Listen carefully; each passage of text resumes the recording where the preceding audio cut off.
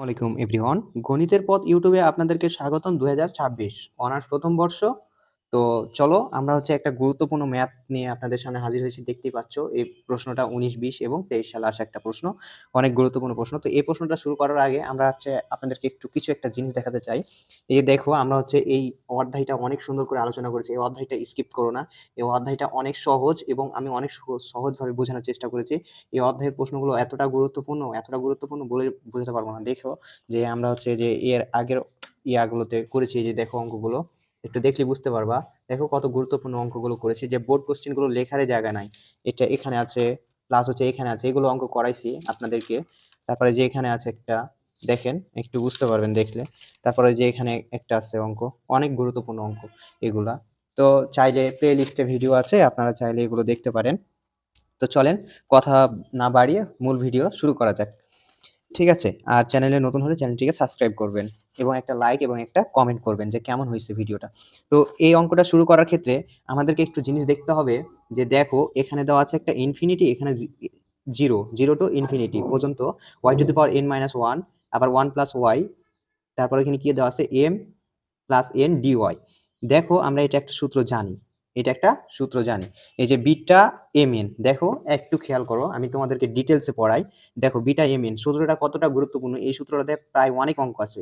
তাহলে 1 0 x to the power m minus 1 1 minus x x to the power n minus 1 dx. ঠিক আছে, এই যে মাত্র কয়টা সূত্র, ঠিক আছে, এই সূত্রগুলো একটু মনে রাখতে হবে, তাহলে অঙ্কগুলো পেরে নিবা। তো দেখো এই সূত্রটা একটু দেখে নাও, খেয়াল করো। তো আমরা যে প্রমাণের জন্য আমরা লিখতে হবে যে আমরা জানি, এখানে এখন আমরা লিখবো যে আমরা জানি, সরি, হ্যাঁ, এখানে লিখবো কি আমরা জানি, আমরা জানি কি জানি, আমরা জানি যে সূত্রটা দেখালাম না, বিটা এম এন, বিটা, এই যে এই প্রশ্নটা দেওয়ার কারণে আমাদেরকে এটা লিখতে হচ্ছে, বিটা এম এন সমান লিখতে পারি, এখানে লেখা যায় যে কি লেখা যায়, পাওয়ার হবে 1 0 এক্স টু দি পাওয়ার কি ছিল এম মাইনাস 1, যেহেতু আগে এম আছে সেহেতু কি হবে এম মাইনাস 1, তারপরে 1 minus x to the power n minus 1, N minus 1, এই যেখানে এন পরে আছে তাই আমরা এন মাইনাস 1 পরে লিখলাম, ডিএক্স। ঠিক আছে, এটা হচ্ছে আমাদের সূত্র। কিন্তু এইখানে যদি আমরা একটু তুলনা করি, এই কম্পেয়ার করি এটার সাথে, তো দেখো এখানে 1 আছে, এখানে কি আছে ইনফিনিটি আছে, এখানে 0 আছে, এখানে 0, কিন্তু এই 1 এর জায়গায় আমার কি দরকার, ইনফিনিটি দরকার। একটু বোঝার চেষ্টা করো। তো এই অঙ্কের ক্ষেত্রে সর্বপ্রথম আমাকে একটা জিনিস ধরে নিতে হবে।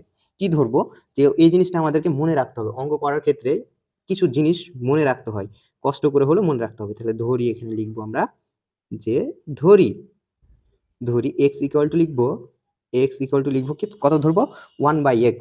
এই যে এখানে যা থাকবে, এই যে 1 plus y, 1 divided by 1 plus y, এই যে এই জিনিসটা ধরে নেবো একটু। যদি মনে না থাকে পরীক্ষার হলে, তো আমাদের এই অঙ্কটা তো ধরতে হবে। তার জন্য কি করবেন, কষ্ট করে এখানে লিখবো 1 divided by 1 plus y, 1 plus y. ঠিক আছে, এখান থেকে আমরা ক্যালকুলেশন করে কি মান, কিসের মান বের করবো, তাহলে এটা তো আমরা কি ধরলাম। ঠিক আছে, এখান থেকে ক্যালকুলেশন করে আমরা এই যে ধরলাম, এক্সটা ধরেছি, কিন্তু এই যে ডিওয়াই, এই ডিওয়াইটা কি ধরছি, মানে ডিএক্স এর মান লাগবে। আমরা তো এখানে এক্স এর মান পেয়েছি। একটু বোঝার চেষ্টা করো, অঙ্ক যখন করবো তখন মানে এক নিয়মই পুরাই অঙ্ক।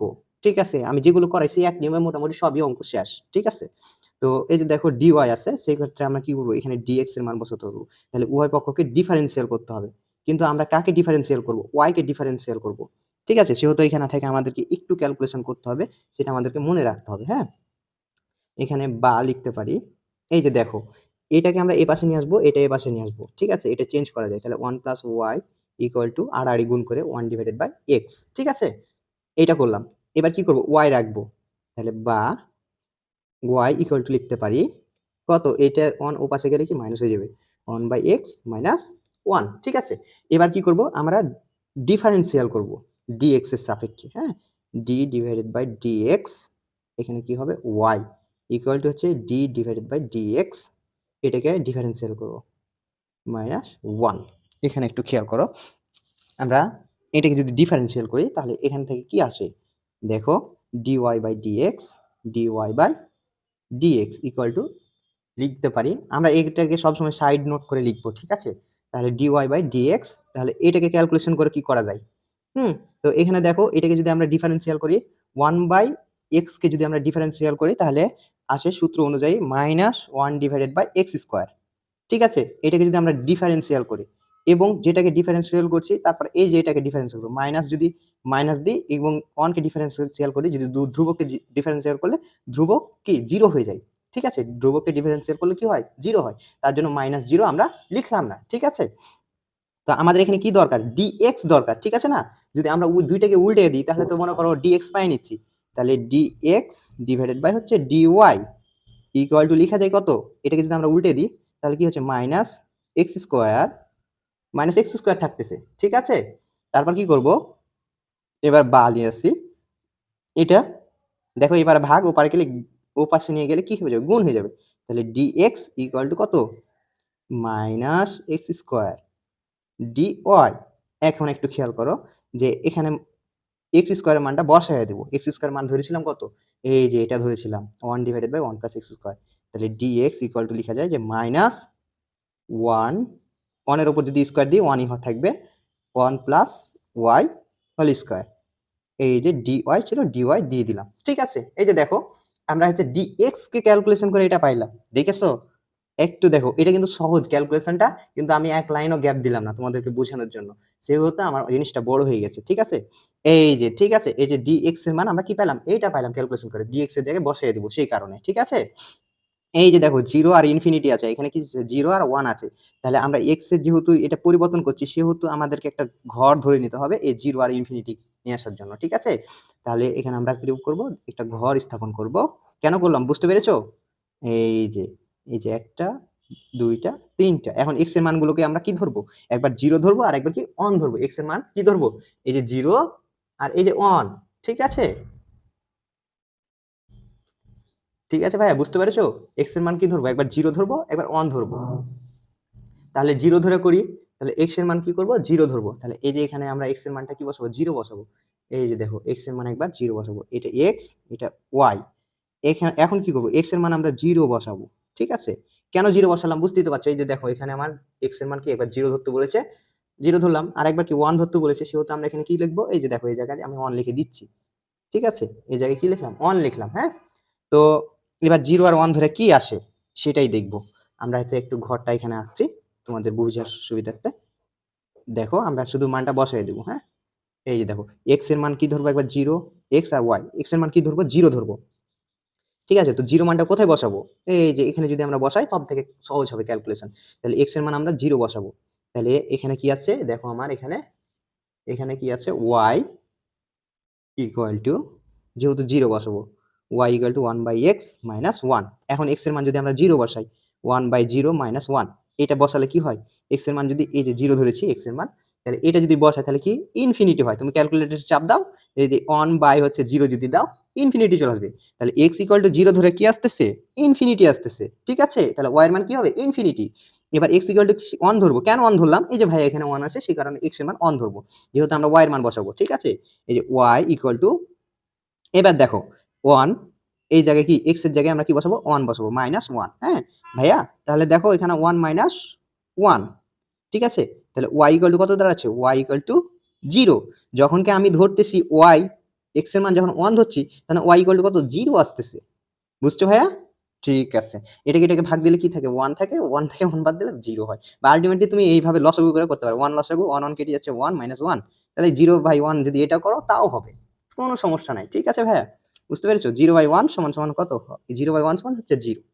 ঠিক আছে, এই জিনিসটা একটু না হলে মনে রাখো, তাহলে এখানে আমরা কি পেয়েছি এখানে ক্যালকুলেশন করে পেয়েছি কত, একটা যখন এক্স এর মান জিরো হচ্ছে ইনফিনিটি আর এটা হচ্ছে জিরো, অঙ্কে কিচ্ছু নাই ভাইয়া, এই যে অঙ্ক শেষ হলো কি হলো দেখো, এখন আমরা কি করব একটু কষ্ট করে মানগুলো বসায় দেবো, তাহলে এখানে লিখবো আমরা কি বিটা এম আর এন লিখলাম। ঠিক আছে, এখন আমরা তো এই জিনিসটা লিখবো না, কেন লিখবো না তোমার বুঝাচ্ছি, এই যে দেখো এখন আমরা এক্স এর পরিবর্তে কি লিখবো ওয়াই, এই যে যেখানে ওয়ান ছিল সেখানে কি লিখবো ভাইয়া, সেখানে কি লিখবো ইনফিনিটি লিখবো, কিসের জন্য লিখবো এই যে এটা মিলানোর জন্য ভাইয়া, এই যে এই জিনিসটা মিলানোর জন্যই লিখবো আমরা, তাহলে এক্স এর মান যখন জিরো ধরেছিলাম তখন কি হয়েছিল ইনফিনিটি হয়েছিল। ঠিক আছে, এই যে জিরো এক্স এর মান বসেছিলাম তখন কি বসে আসছিল এক্স এর মান যখন জিরো বসেছিলাম তখন ওয়াই এর মান আসছিল ইনফিনিটি, তাহলে জিরোর জায়গায় কি হবে ইনফিনিটি। ঠিক আছে, এটা যখন এক্স এর জায়গায় কি বসেছিলাম ওয়ান বসেছিলাম, এই যে দেখো এখানে ওয়ান বসেছি, এক্স এর জায়গায় যখন ওয়ান বসেছি তখন কি এক্স এর জায়গায় ওয়ান বসেছি তখন ওয়াই এর মান কত পেয়েছি জিরো পেয়েছি। ঠিক আছে, তাহলে জিরো লিখে দিলাম, ঠিক আছে, এখানে তো কারো কোনো সমস্যা নাই। ঠিক আছে, এবার এক্স এর মান কত ধরেছিলাম ভাইয়া, এই যে দেখো ভাইয়া এক্স এর মানটা লিখেছিলাম এখানে, এই যে 1 ডিভাইডেড বাই 1 প্লাস ওয়াই। ঠিক আছে, এখানে কি হবে m মাইনাস 1, এখানে কি হবে 1 মাইনাস এক্স এর মান কত 1 ডিভাইডেড বাই 1 প্লাস ওয়াই, তার উপর হচ্ছে n মাইনাস 1। হ্যাঁ, এখন dx সমান কত পেয়েছি, দেখো ভাইয়া কত বড় ক্যালকুলেশন করে এইটা মান পেয়েছি। ঠিক আছে, তাহলে আমরা এখানে কি করব, মাইনাস দেখে দেখে বসাবো। হ্যাঁ, যাতে ভুল না করা যাবে না, তাহলে minus 1 divided by 1 plus y square, 1 plus y square into dy, dy. ঠিক আছে, যা ছিল তাই লিখে দিয়েছি। কিন্তু ভাইয়া দেখো আমাকে এখানে একটু খেয়াল করো যে এখানে ইনফিনিটি আছে, ওইটা এখানের উপরে ইনফিনিটি আছে, আমাদের একটা প্রমাণ তো মিলাতে হবে তাই না, তো এটাকে আমরা কি করবো, চেঞ্জ করতে হবে। চেঞ্জ করতে তো এমনি এমনি পারি না ভাইয়া, তাহলে আমাদের কি করতে হবে, বিটা এম এন লিখতে হবে। তারপর কি করব, এখানে আমরা হচ্ছে ইনফিনিটাটাকে উপরে লেখার কারণে একটা সুন্দর করে মাইনাস নিতে হবে। এই যে এখানে মাইনাস, সরি ভাইয়া একটু বোঝার চেষ্টা করো, এই যে এখানে একটা মাইনাস নিলাম। হ্যাঁ, নিচে লিখলাম, আমার কাছে লিখার জায়গাটা নাই, তার জন্য এখানে লিখলাম। হ্যাঁ, একটু বুঝে নিও। তাহলে কি করলাম, এই মাইনাসটা এখানে নিয়ে আসার কারণে এই যে এই যে উপরে এই যে ইনফিনিটি দিব, নিচে জিরো দিব, সেই কারণে একটা মাইনাস নিতে হলো, এমনি এমনি তো আর দেওয়া যায় না তাই না। এবার কি করব, 1 ডিভাইডেড বাই 1 প্লাস ওয়াই লিখলাম, যা ছিল তাই লিখে দিচ্ছি, m মাইনাস 1।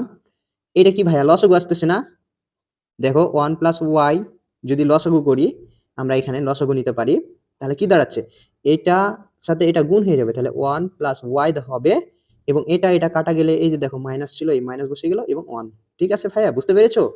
এই যে এবার কি করব, এটা যা ছিল তাই লিখে দিব, এখানে কি n মাইনাস 1 ছিল, এটা যাই ছিল তাই লিখবো, এই যে minus 1 into 1 plus y whole square d Y.